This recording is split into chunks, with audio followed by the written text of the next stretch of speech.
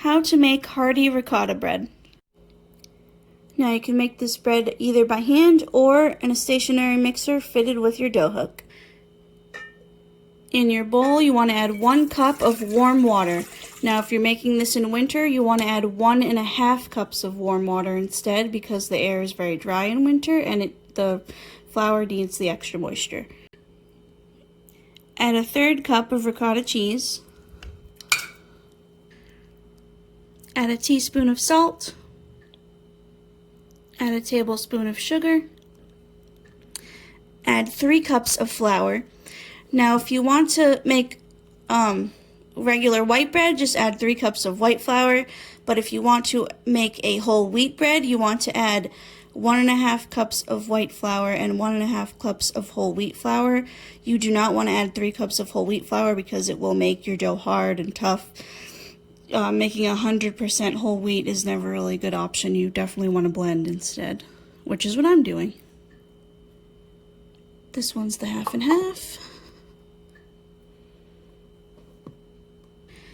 And last but not least, you can add 2.5 teaspoons of either instant or active dry yeast. Yes, there's a difference between all the yeast. I can't quite remember what they are, but yeah, you want either instant or active dry.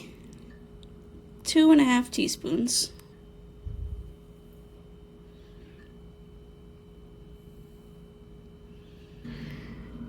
You want to mix this on very low speed until the dough comes together and forms a ball and cleans the whole bowl. Don't put it any higher than low speed. I've done that before, and my dough and my final product of bread has been ruined many times because I was too impatient. You gotta be patient when you're making dough. Now once your dough comes together and forms this nice smooth ball and cleans the sides of your and bottoms of your bowl, you want to get a large bowl and grease it with either a flavorless oil or a cooking spray. Grease the sides and the bottom. You're going to take your dough and place it into your greased bowl and then flip it over to grease the other side. Cover your bowl with plastic or cling wrap. Make sure you push down on it a little just to release any excess air. Then grab yourself a clean tea towel and put it on top, just like that. Let your dough rest in a warm place for 1.5 to 2 hours or until doubled in size. When your dough has doubled in size, you're going to press slightly down on it to release the gas. Then, because this dough makes 2 loaves of bread, we're going to cut it in half. Make sure if you're going to use a knife, don't scrape like this. Just go straight down, press down all the way to the bottom, lift up, press down, just like that. Scraping it like this, like using a normal knife the regular way, will tear and destroy your dough. You do not want that. Now once you've got your 2 separate doughs, we're going to start shaping them. Now personally, I'm using loaf pans. You don't have to. You can shape them into balls if you want. It's very simple. Just fold all of the corners into the center, flip it over, and then roll it like this until it forms a ball.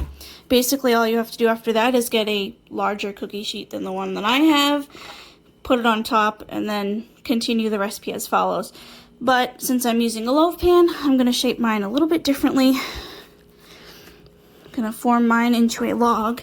Basically, you just fold all the corners in, fold the edges inside like this, flip it over so it's seam side down, and then roll it into a log like this. Don't forget to grease, if you are using loaf pans, don't forget to grease the sides and the bottom of your pan. If you're not using the loaf pans and you're just using a cookie sheet, just spray the cookie sheet a little bit. But for me, I'm going to put my log into my cookie tin, my loaf pan, and shape the other one. So again, press down into like a somewhat rectangle, fold in the long sides to the center, flip it seam sides down, roll it into a log. Put it into your loaf pan. Again, cover your doughs with plastic wrap and a clean tea towel and put it in a warm space for about 1.5 to 2 hours or until doubled in size.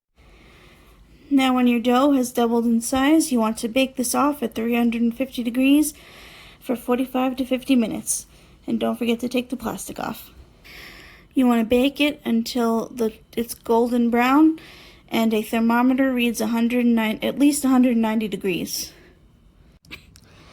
Now when your dough's been baking for 45 to 50 minutes, take it out of the pans. One way to check to see if it's done is flipping it upside down. When you knock on it, it should sound hollow. When it sounds hollow, you know it's officially done. Now I'm going to show you guys a trick on how to get soft bread. Because this crust, even though it's a little bit soft coming out of the oven, once it cools, it gets a little harder. Now I also want to stress that the finished soft bread is not going to be as soft as this type of like sandwich bread, but it's going to be significantly softer than the other loaf. Now you can do this to both, but you don't have to. Basically what you do is take a multi-layer of paper towels, wet it with water, and squeeze out the excess. Take your hot loaf of bread, wrap it up while it's hot. Now, what you want to do every half hour, every 30 to 60 minutes, you want to flip it upside down to get the, because you don't want one side soggier than the other. So every 30 to 60 minutes, you flip it over, etc. It will stay soft, even after you store it in an airtight container. Now again, wrapping your bread is optional, but once it's fully cooled down, unwrap it, cut it, and use as you'd like. Enjoy!